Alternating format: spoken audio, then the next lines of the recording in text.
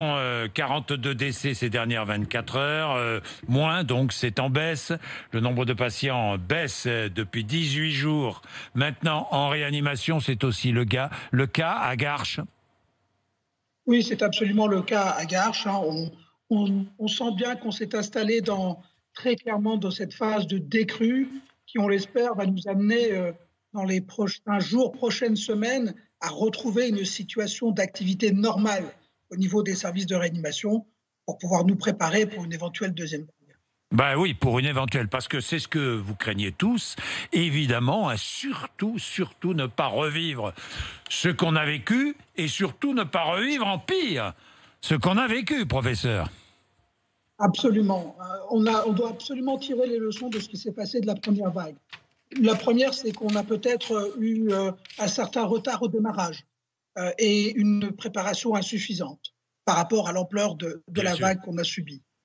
Voilà, donc là, il est absolument important qu'on tire les leçons et que l'on se prépare bien pour une éventuelle nouvelle vague. Même, il vaut mieux se préparer à tort, en excès, que négliger une potentielle deuxième vague et subir à nouveau quelque chose de la même intensité qu'il y a un mois, mais sauf sur un système qui aura été épuisé par la première vague et qui sera donc incapable de répondre aussi bien à une deuxième vague aussi violente. Voilà, c'est la raison pour laquelle le déconfinement doit être commencé avec beaucoup de précautions. Il ne faut pas croire tout à coup, parce que le nombre de décès est en baisse, parce que le nombre de patients admis en réanimation est en baisse, il ne faut pas croire que l'économie a disparu, que l'épidémie a disparu, professeur. Oui, le virus, lui, il circule toujours. Ce que l'on constate là, c'est les effets du traitement confinement. En fait, les effets des 15 premiers jours du confinement. Et on voit bien que ce traitement, qui est redoutablement efficace pour ralentir la propagation du virus, est malheureusement aujourd'hui de moins en moins bien toléré par la population. On le voit notamment à Paris depuis quelques jours. On voit bien que le soleil attire les gens dehors en trop grand nombre et de façon trop rapprochée. Et donc, il semble clair aujourd'hui que prolonger davantage le confinement serait vain.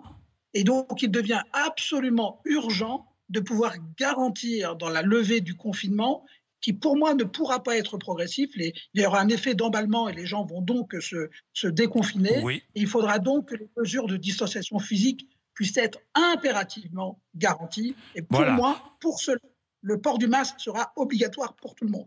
Voilà, port du masque obligatoire pour tout le monde en toutes circonstances, hein, professeur Hannan, parce que c'est vrai que dès qu'on va lâcher la bride, si je puis dire, eh ben, la population entière risque de galoper.